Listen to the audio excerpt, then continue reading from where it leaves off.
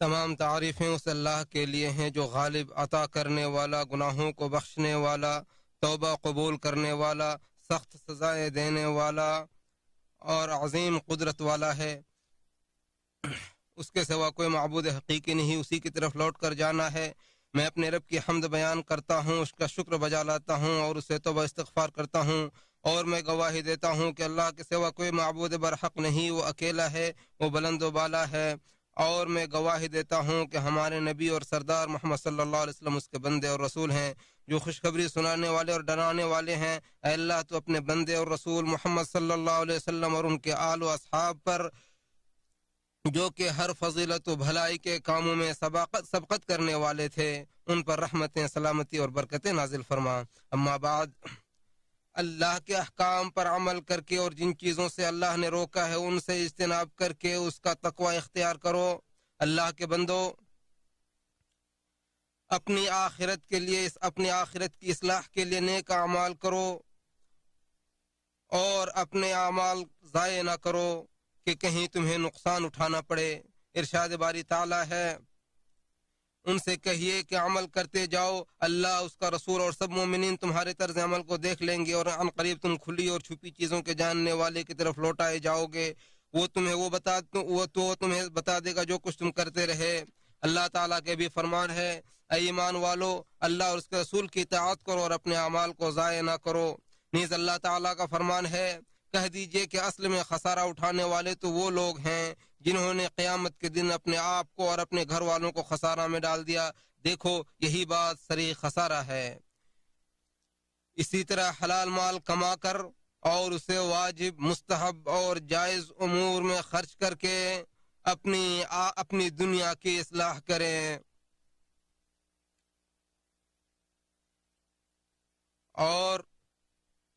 اور اس دنیا کو نعمتوں والے گھر کے لیے توشہ اکٹھا کرنے کا ذریعہ بنائیں۔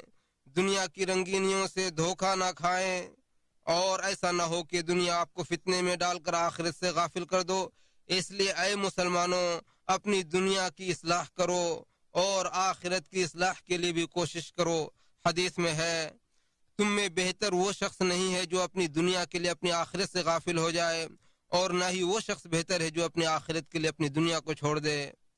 مستورد بن شداد رضی اللہ عنہ سے روایت ہے کہ ہم لوگ نبی صلی اللہ علیہ وسلم کے پاس بیٹھ کر دنیا اور آخرت کا تذکرہ کر رہے تھے، تو کسی نے کہا کہ دنیا آخرت تک پہنچنے کا ذریعہ ہے، اور اسی میں نیک اعمال اور نماز و زکوٰۃ کے امور انجام پاتے ہیں۔ تو دوسری جماعت نے کہا کہ آخرت میں جنت ہے۔ نیز انہوں نے کچھ اور بھی باتیں کہیں، تو اللہ کے رسول صلی اللہ علیہ وسلم نے فرمایا کہ آخرت کے مقابلے میں دنیا کی حیثیت اسی طرح ہے جیسے تم میں سے کوئی شخص سمندر کے پاس جا کر اس میں اپنی انگلی ڈال کر نکال لے، تو جتنا پانی اس انگلی کے ساتھ آ جائے اتنی ہی دنیا ہے۔ اسے حاکم نے مستدرک میں روایت کیا ہے۔ اسی طرح حاکم نے سعد بن طارق سے ان کے باپ کے حوالے سے نبی صلی اللہ علیہ وسلم سے روایت کیا ہے کہ نبی صلی اللہ علیہ وسلم نے فرمایا کہ دنیا ایسے شخص کے لیے کیا ہی اچھی جگہ ہے جو اس میں اپنی آخرت کے لیے توشہ اکٹھا کرے یہاں تک کہ اپنے رب کو راضی کر لے، اور دنیا ایسے شخص کے لیے کیا ہی بری جگہ ہے جو اس میں پڑھ کر آخرت سے غافل ہو جائے اور اپنے رب کو راضی نہ کر سکے۔ امام حسن بصری رحمہ اللہ فرماتے ہیں کہ دنیا مومن کے لیے نہایت اچھی جگہ ہے، کیونکہ وہ اس دنیا میں تھوڑا سا عمل کر کے جنت کے لیے توشہ اکٹھا کر لیتا ہے، اور یہ دنیا کافر اور منافق کے لیے نہایت ہی بری جگہ ہے، کیونکہ وہ دنیا میں اپنے شب و روز کو ضائع کر کے آخرت میں اپنے لیے آگ کا ایندھن تیار کرتا ہے۔ اسے امام احمد نے زہد میں روایت کیا ہے۔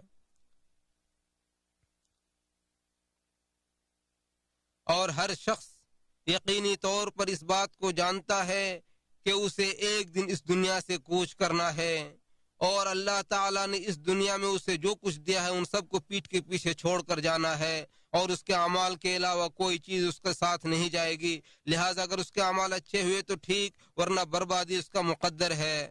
تو جب ہر شخص کا یہی انجام ہونے والا ہے اور سب کو اسی حال سے گزرنا ہے، تو ضروری ہے کہ ہر انسان اپنے رب کے پاس اپنی استطاعت کے بقدر اچھے سے اچھا عمل لے کر حاضر ہونے کی کوشش کرے۔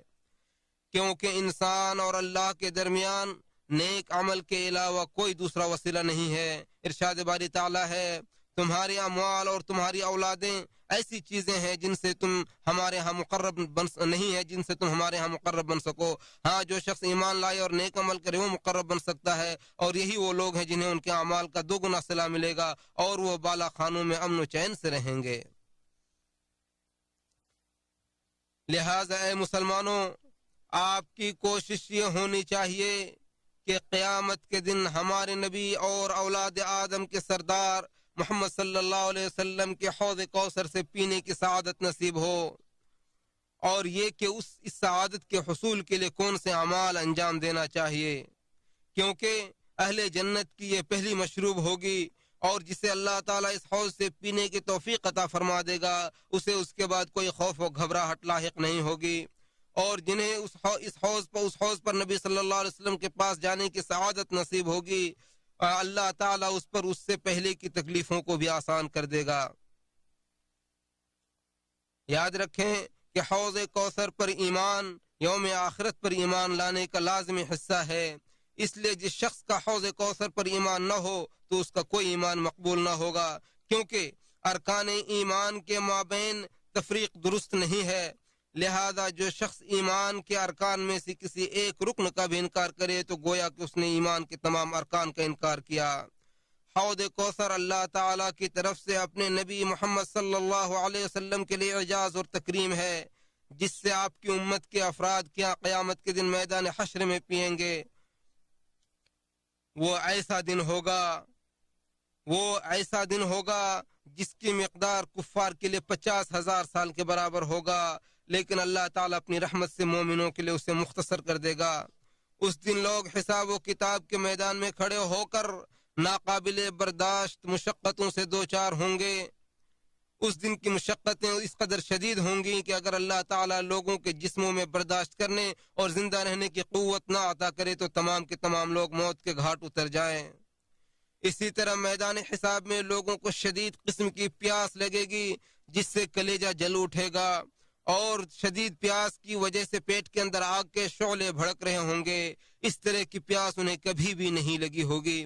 ایسی شدید حالت میں اللہ تعالیٰ اپنے نبی محمد صلی اللہ علیہ وسلم کو حوض کوثر عطا فرمائے گا تاکہ آپ کی امت کے افراد اس میں سے پیے۔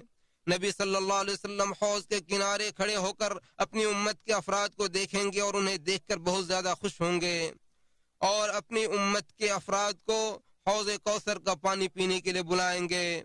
حوض کوثر کی وسعت اور اس کے پانی کی کیفیت کے بارے میں متواتر احادیث موجود ہیں، اور قرآن مجید کے اندر سورۃ الکوثر میں اس کا ذکر آیا ہے۔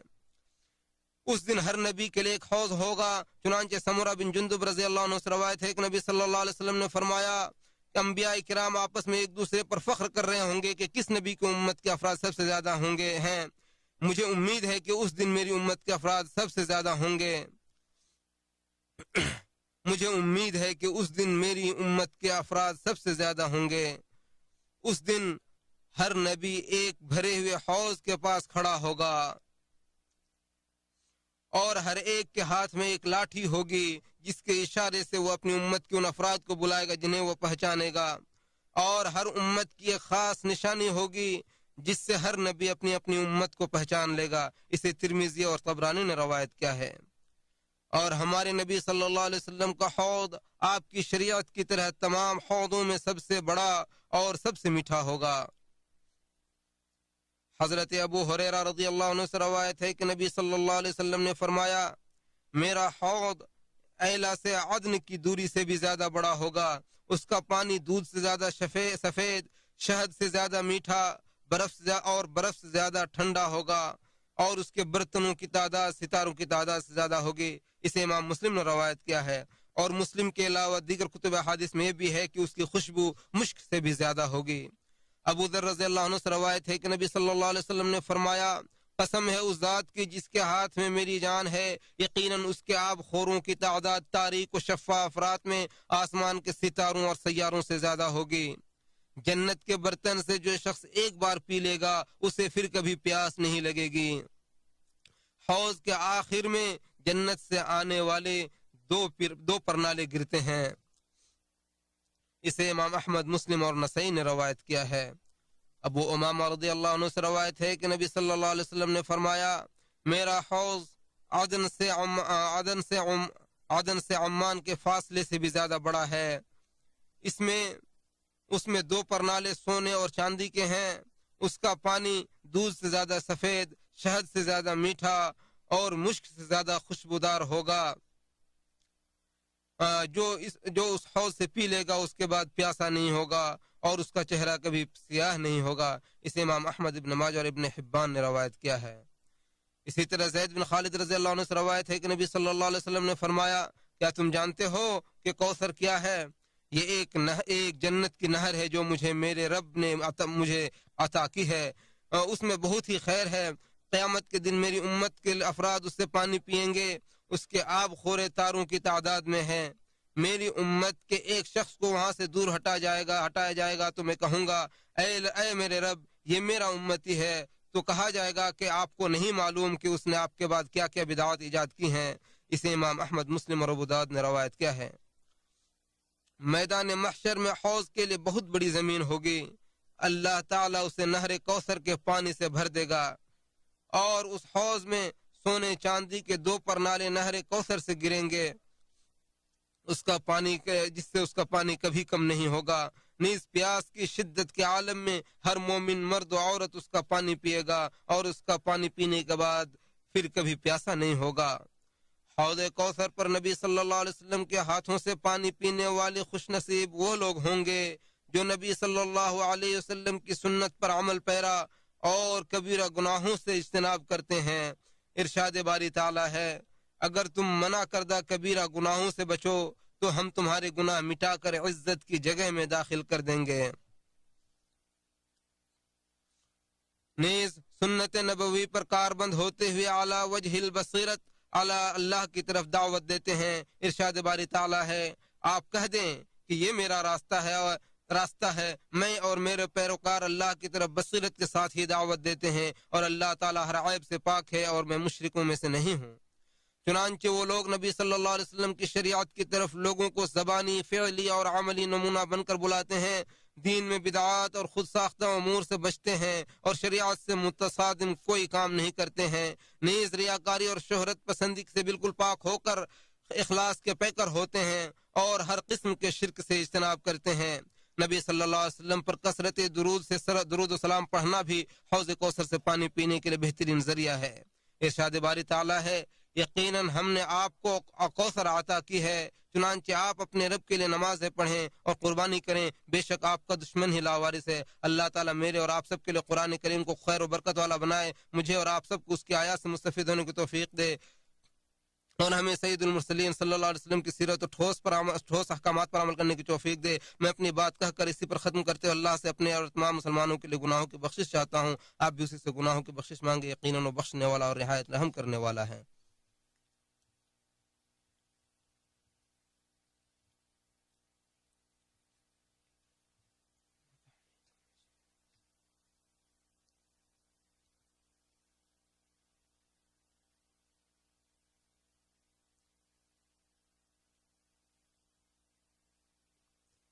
تمام تعریفیں اس اللہ کے لیے ہیں جو جلال و اکرام والا ہے۔ وہ ایسا بادشاہ ہے جس کا کوئی مقابل نہیں، اس کے غلبے کے سامنے کوئی ٹھہر نہیں سکتا۔ میں بے شمار نعمتوں پر اسی کے حمد خوانی اور شکر بجا لاتا ہوں۔ میں گواہی دیتا ہوں کہ وہی معبود برحق ہے، وہ اکیلا ہے، اس کا کوئی شریک نہیں ہے۔ وہ بادشاہ پاکیزہ اور سلامتی والا ہے۔ اور میں یہ بھی گواہی دیتا ہوں کہ ہمارے نبی محمد صلی اللہ علیہ وسلم اللہ کے بندے اور رسول ہیں۔ آپ پر اور آپ کی آل و صحابہ کرام پر افضل ترین درود و سلام نازل ہوں۔ حمد و صلات کے بعد اللہ سے ایسے ڈرو جیسے اس سے ڈرنے کا حق ہے اور اسلام کو مضبوط کڑے سے تھام لو۔ اللہ کے بندو اس شخص کی کامیابی کے کیا کہنے جسے اللہ تعالی ہمارے نبی محمد صلی اللہ علیہ وسلم کے حوض سے پانی پینے کی سعادت نصیب کر دے، جہاں سے پانی پینے کے بعد وہ کبھی بھی پیاسا نہیں رہے گا۔ اس کے برعکس وہ کتنا بد نصیب شخص ہے جسے اس سعادت سے محروم رکھا جائے، بلکہ دھتکار دیا جائے۔ اور تیرا رب کسی پر ظلم نہیں کرتا۔ مسلمانوں، حوض کوثر سے پانی پینے کے لیے رکاوٹوں میں یہ اعمال شامل ہیں کہ بدعات اور دین میں خود ساختہ امور داخل کیے جائیں، یا پھر عملاً یا قولاً یا غلط فتویٰ صادر کر کے اسلام سے روکا جائے، جیسے کہ یہ باتیں حوض کوثر سے دھتکارے جانے سے متعلق حدیث میں موجود ہیں۔ ان میں سے چند یہ ہیں کہ آپ کو نہیں معلوم کہ آپ کے بعد انہوں نے کیا بدعات ایجاد کیں، تو رسول اللہ صلی اللہ علیہ وسلم فرمائیں گے میرے بعد دین میں تبدیلی کرنے والوں کے لیے تباہی ہو۔ اسی طرح حوض کوثر سے پانی پینے کے لیے رکاوٹوں میں کبیرہ گناہ بھی شامل ہیں، کیونکہ یہ دلوں کو خبیث بنا دیتے ہیں۔ اسی طرح ریاکاری، شہرت پسندی بھی رکاوٹ ہے۔ نیز لوگوں پر ظلم کرنا تو بہت بڑی رکاوٹ ہے۔ ان اعمال کی رکاوٹ بننے کی وجوہات سوچنے اور سمجھنے والے کے لیے بالکل واضح ہیں کہ جس نے دنیا میں نبوی شریعت کی اطاعت کی اور مرتے دم تک آپ کی سیرت پر کاربند رہا تو وہ آپ صلی اللہ علیہ وسلم کے حوض سے پانی پیے گا، جبکہ دین میں تبدیلیاں کرنے والے اور بدعاتی کو روک دیا جائے گا، کیونکہ اس نے حق بات سے لوگوں کو روکا تھا۔ اللہ تعالیٰ کا ارشاد ہے، یقیناً اللہ اور اس کے فرشتے نبی پر درود بھیجتے ہیں، اے ایمان والو تم بھی ان پر درود و سلام بھیجو۔ اور نبی صلی اللہ علیہ وسلم کا فرمان ہے کہ جو شخص مجھ پر ایک بار درود پڑھے گا اللہ تعالیٰ اس پر 10 رحمتیں نازل فرمائے گا۔ آپ درود و سلام بھیجیں نبی صلی اللہ علیہ وسلم، آخری نبی صلی اللہ علیہ وسلم پر۔ اللہم صلی علی محمد وعلی آل محمد کما صلیت علی ابراہیم وعلی آل ابراہیم انک حمید مجید۔ اللہم بارک علی محمد وعلی آل محمد کما بارکت علی ابراہیم وعلی آل ابراہیم انک حمید مجید۔ اور ان پر بہت زیادہ درود سلام نازل فرما۔ اے اللہ تو تمام صحابہ کرام سے راضی ہو جا، اے اللہ تو خلفاء راشدین سے راضی ہو جا، اے اللہ تو خلفاء راشدین ابو بکر، عمر، عثمان، علی سے راضی ہو جا، اور تمام صحابہ کرام سے رضی اللہ عنہم سے راضی ہو جا۔ اے اللہ ان کے ساتھ ساتھ اپنی رحمت، فضل و کرم اور کرم کے صدقے ہم سے بھی راضی ہو جا۔ اے رحم کرنے والوں میں سب سے زیادہ رحم کرنے والے، اے اللہ تو اسلام اور مسلمانوں کو غلبہ عطا فرما، اے اللہ تو اسلام اور مسلمانوں کو غلبہ عطا فرما، اے اللہ تو کفر اور کافروں کو ذلیل فرما، اے رحم کرنے والے، اے اللہ تو اپنے دین اور اسلام کے دین کو تہو بالا کر دے۔ اے تم سارے جہانوں کے پروردگار، اے اللہ ہم تجھ سے جنت اور جنت سے قریب قربت کرنے والے اعمال کا سوال کرتے ہیں، اے اللہ ہم تجھ سے جہنم تک پہنچانے والے اعمال سے پناہ چاہتے ہیں، اے اللہ تو ہمیں اپنے ذکر و شکر اور اچھی عبادت کی توفیق عطا فرما، اے سارے جہان کے پروردگار، اے اللہ تو ہمارے تمام امور کے خاتمہ کو اچھا فرما، اے اللہ تو ہمیں آخرت کے عذاب کی رسوائی سے محفوظ فرما، اے اللہ تو ہماری اگلے پچھلے اور پوشیدہ گناہوں کو معاف فرما، اے اللہ تو ہمارے اگلے پچھلے پوشیدہ اور ظاہری اور ان تمام گناہوں کو معاف کر دے جس کو تو ہم سے زیادہ جانتا ہے، اے اللہ تیرے سوا کوئی معبود نہیں، اے اللہ تو ہمیں پلک جھپکنے کے برابر بھی ہمیں اپنے نفسوں کے حوالے نہ کرنا، اے اللہ اے رحم کرنے والے، اے اللہ تو ہمارے مسلمانوں میں جو مر گئے ہیں ان کی مغفرت فرما، اے اللہ ہم تجھ سے سوال کرتے ہیں کہ تو تمام مسلمان مرد اور عورت کے امور کو تو درست کر دے، اے اللہ اپنی رحمت سے ہم پر رحم فرما، اے رحم کرنے والوں سے زیادہ رحم کرنے والے، اے اللہ تو ہمارے تمام امور کی اصلاح فرما، اے اللہ تو ہمیں اپنے ذکر و شکر اور اچھی عبادت کی توفیق عطا فرما، اے دلوں کے بدلنے والے تو ہمارے دلوں کو اپنی طاعت پر جما دے، اے اللہ تو ہمارے دلوں کو ہدایت دینے کے بعد گمراہ مت کرنا، یقیناً تو بہت زیادہ دینے والا، اے اللہ ہم تو اپنی سخاوت اور کرم سے اور تیری اسماء و صفات سے صدقے سوال کرتے ہیں کہ اے اللہ تو ہمیں ان لوگوں میں بنا جو قیامت کے دن تیرے نبی کے حوض پر واردوانے ہونے والے ہوں گے، اور تو ان لوگوں سے راضی رہو، اے اللہ اپنی رحمت سے اے رحم کرنے والے، اے اللہ تو اپنی فضل سے ہمیں محروم نہ فرما، اے اللہ اسی طرح ہمیں اپنے رحم سے رحمت سے محروم نہ کرنا، اے اللہ تو ہمیں اور ہماری ذریتوں کو اور ہمارے آل و اولاد کو شیطان اور اس کے نسلوں سے، شیطان اور اس کے فوج سے محفوظ فرما، اے اللہ تو ہمیں اپنے نفسوں کی برائیوں سے اور اپنے اعمال کی برائیوں سے محفوظ فرما اور ہر شریر کی شر سے محفوظ فرما۔ اے اللہ تو مسلمانوں کو اور ان کے اولادوں کو ابلیس اور اس کی اولاد کے شر سے محفوظ فرما۔ اے اکرام اور بزرگی والے بادشاہ، یقیناً تو ہر چیز پر قادر ہے۔ اے اللہ ہم تجھ سے دنیا کے اندر عافیت طلب کرتے ہیں۔ اے اللہ ہم تجھ سے معافی اور عفو دنیا اور آخرت میں ہر جگہ کے لیے طلب کرتے ہیں۔ اے اللہ تو ہم پر رحم کر، اے رحم کرنے والوں سب سے زیادہ رحم کرنے والے ہیں۔ اے اللہ تو مسلمانوں میں جو پریشان حال ہیں ان کی پریشانیوں کو دور فرما۔ اے اللہ تو مسلمانوں میں سے جو پریشانیوں میں کے شکار ہیں ان کی پریشانیوں کو دور فرما اپنی رحمت سے، رحم کرنے والوں سب سے زیادہ رحم کرنے والے۔ اے اللہ تو ہر مومن مرد اور مومن عورت کے مسلمانوں کو پریشانیوں کو دور فرما۔ اے اللہ تو مسلمان مرد، اللہ تو مسلمان جو بیمار ہیں ان کی پریشانیوں کو دور فرما۔ اے اللہ ہماری فوجیوں کی حفاظت فرما۔ اے اللہ تو ہماری فوجیوں کی حفاظت فرما اور اللہ تو ہمارے ملکوں کو ہر برائی سے محفوظ فرما۔ اے اللہ تو اسلام اور مسلمان پوری دنیا کے ہر جگہ کے اسلام اور مسلمانوں کی تو مدد فرما اور حفاظت فرما۔ اے اللہ تو تمام مسلمانوں کی تمام پریشانیوں کو دور فرما، یقیناً تو ہر چیز پر قادر ہے۔ اے اللہ تو کافروں کو ہم پر مسلط نہ فرما۔ اے اللہ تو مسلمانوں پر ایسے لوگوں کو مسلط نہ فرما جو تجھ پر ایمان نہیں رکھتے۔ اے اللہ تو مسلمانوں کو ان لوگوں کے شر سے محفوظ فرما جو اللہ پر اور آخرت کے دن پر ایمان نہیں رکھتے ہیں۔ اے اللہ جو مسلمانوں کو ان کے گھروں سے بھگائے اور ان کو وطنوں سے دور کر دے۔ اے اللہ تو اپنی توفیق سے خادم حرمین شریفین کو اپنے پسندیدہ اور پسندیدہ عمل کی توفیق عطا فرما اور ان کے عمل کو اپنی رضامندی میں شامل کر لے۔ اے اللہ تو اسے صحت و عافیت عطا فرما۔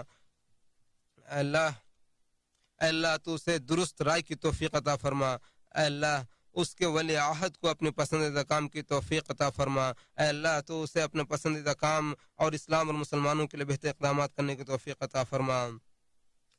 اے اللہ تو ان دونوں کو ہدایت یافتہ بنا دے اور ان دونوں کے ذریعے اسلام اور مسلمانوں کو فائدہ پہنچا۔